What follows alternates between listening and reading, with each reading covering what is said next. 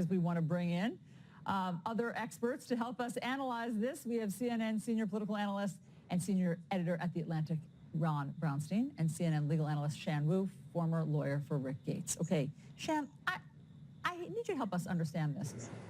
When they have Michael Cohen already talking about the payment that they made to the National Enquirer, when they have Stormy Daniels, when they have Karen McDougal, when they have documentation, when they have wire transfers, why do they need to grant immunity to David Pecker? What does that give federal prosecutors?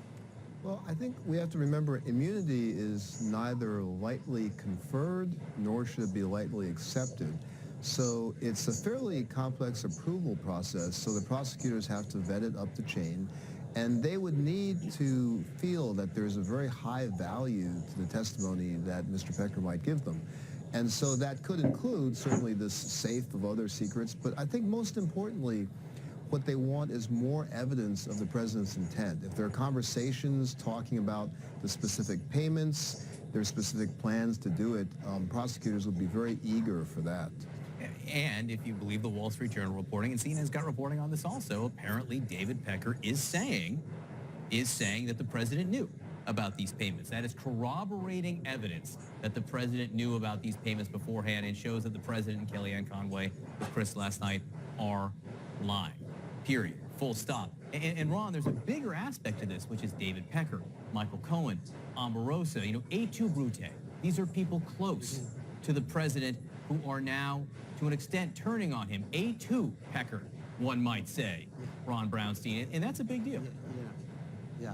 Look, first of all, as these stories have unfolded this week, my first thought each time has been, what if the American people had known about these developments at the time they were occurring in the critical days right before the 2016 election? Would history be any different? I mean, the consequences of this behavior and these actions, I don't think can't be overstated. An election decided by 80,000 votes in 3 Midwestern states. Look, the fact, if it is correct that Mr. Pecker is offering corroborating evidence to Michael Cohen's charge, or his testimony, that the president knew about these payments at the time they were occurring, we are deeper into these uncharted waters, because I think between that and the documentary evidence that the Justice Department alluded to in its documents that were released in the Cohen plea, it seems pretty clear that if this was anyone else than the sitting president of the United States, they would likely be facing an indictment at this point for violating the campaign finance laws. And so the question of what we do next,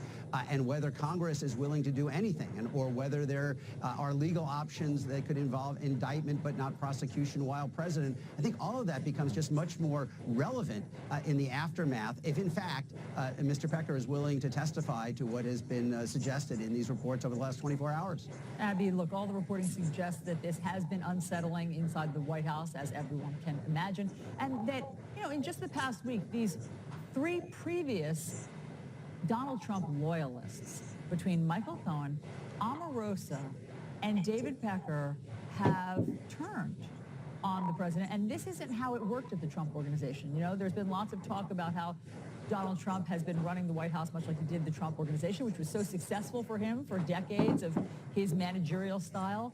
But things this week the wheels seem to be coming off the bus somewhere. Yeah, absolutely. I mean, it seems almost like the peeling back of an onion. You have layers upon layers of things that are being unveiled to the American public, but also we shouldn't underestimate the degree to which there is some surprise, a lot of surprise among people who work for the president now about what was going on behind the scenes, about the potential damage that all of these successive stories can have. It does remind me, I covered Hillary Clinton during the 2016 campaign, and it reminds me of those last, 30 or 45 days in which the argument that the Trump campaign was making about Hillary Clinton was about a culture of corruption. I think there's a potential here for Republicans and for this White House that maybe not all of these individual things will penetrate to the public, but that it will create a sense of a culture of problems, a culture of corruption around this president that could come back to hurt them either this fall or later down the road. I think there are 2 different kinds of worries here. One is the concrete worries about legal problems for the president. and the other is the more broader problems about what is in the ether here about this White House that could potentially damage them in a way that they actually used against Hillary Clinton in 2016. Ron, quickly, you want to jump in? Real quick, I mean, the last 3 times a president has gone into a midterm election with unified control of government, as Republicans have now, voters have revoked it. And one of the reasons that has happened in 94, 06, and 2010, as Abby noted, particularly in the first 2 cases, is because there was a sense there was no accountability, there were no constraints, no one was really performing oversight and allowing, and thus a culture of corruption was allowed to fester. And that is the political risk most immediately from all of these different stories, including what's been unfolding in Congress. All right, I don't want to lose sight of the safe. If we can go back to the safe for one moment here. Let's do that. Because it's almost cliche at this point. It is almost cliche that there was a safe inside the National Enquirer where the AP says that David Pecker and associates kept secrets, the secrets they knew about Donald Trump. I have to tell you, if you wrote it in this book, Amanda Wakes Up, now available in paperback as a book. God, you're a fantastic But no, my point is, your editor would have said, you can't do that. That's It's too over the top. It's too over the Pump top. the It's too brakes. cliche. No one will believe there's a safe in this political and journalistic thriller, Shan. But that's a big deal. If there was a safe where the Enquirer was keeping things, it's a big deal for them, and it's a big deal for this investigation. Oh, it absolutely is. I'm certainly curious if that safe is still around in any place and where the contents went. It's also quite just remarkable that there is a safe of dirty material on the President of the United States. I mean, that's all by itself. That's just an enormous security risk when you think about that. And, to Abby's point, the sort of culture of corruption, there's an unprecedented number of people getting immunity, getting cooperation deals, not to mention the guilty pleas, and that just really adds up to just this enormous taint that is settling into the administration. Hey, Shan, why do you think that is? I mean, why do you think these people are getting immunity, especially in the case of Michael Cohen? If the president, if they're going to follow the Justice Department guidelines that a sitting president can't be indicted, why give immunity to David Pecker for just that one count if you have Cohen and all this other stuff? Well, it's certainly a question of value, but it's also going to be the part of the lawyers representing them. I mean, they are saying we have something that's really valuable. We're telling you what it is in a proffer session, but our client is not going to come forward unless you give him some kind of deal. So that's, in part, good lawyering on the part of the defense counsel. So, Ron, there's yet another tentacle, legal tentacle, now sprouting.